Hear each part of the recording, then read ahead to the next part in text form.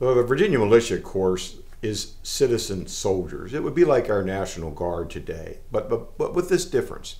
Many of these militiamen that would start to stream into Harpers Ferry in the early days of the war, right after April the 18th, right as Virginia occupied fully Harpers Ferry, many of these men had practiced as militiamen, drilled as militiamen, but certainly had never been soldiers before, certainly never soldiers in battle.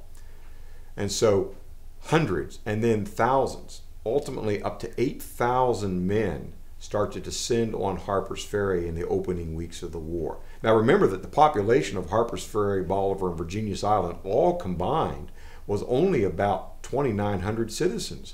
And so the town's population almost triples within a month as a result of all these soldiers massing at Harpers Ferry. Initially, these soldiers were commanded by Virginia militia generals with very gaudy uniforms and very colorful, and they brought with them their big staffs, and they had lots of whiskey.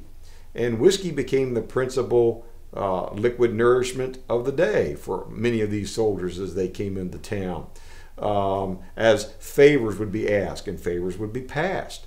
And so it really was a circus. In fact, Henry Kidd Douglas, who lived in Maryland opposite Shepherdstown, decided to cast his lot with the new Confederacy, would cross the Potomac, come to Shepherdstown, join Company B, the Hamtramck Guard of the 2nd Virginia Infantry, and would come to Harpers Ferry, a lawyer who would volunteer as a private, and he would report in the early days of the war that nothing was serious, yet everything was a joke.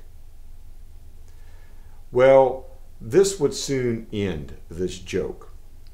A serious face and a serious person would soon arrive, and his name is Jackson. Thomas Jonathan Jackson. Yes, same as Stonewall Jackson, but in April of 1861, he isn't known as Stonewall. He is known as a professor. Jackson, a professor at the Virginia Military Institute, where he taught physics and he taught artillery to the men, the young students there at VMI. Virginia needed someone who had experience to command at Harpers Ferry and to take these militia, these citizen soldiers, and make them real battle-hardened soldiers. Jackson himself was battle-hardened. Jackson himself was a graduate of West Point. Jackson had fought in Mexico and had fought with great bravery in Mexico and was acknowledged for his bravery as an artilleryman while fighting in the Mexican War. Of course, he had come to Lexington, where he had lived for just about 10 years prior to the outbreak of the Civil War. But when Virginia seceded, Jackson, who himself was opposed to secession, just like Robert E. Lee, Jackson would cast his future with his home state, with Virginia, and his very first assignment of the Civil War would be to take command at Harpers Ferry. No one then knew that the famous, soon to become very famous, Stonewall Jackson had arrived.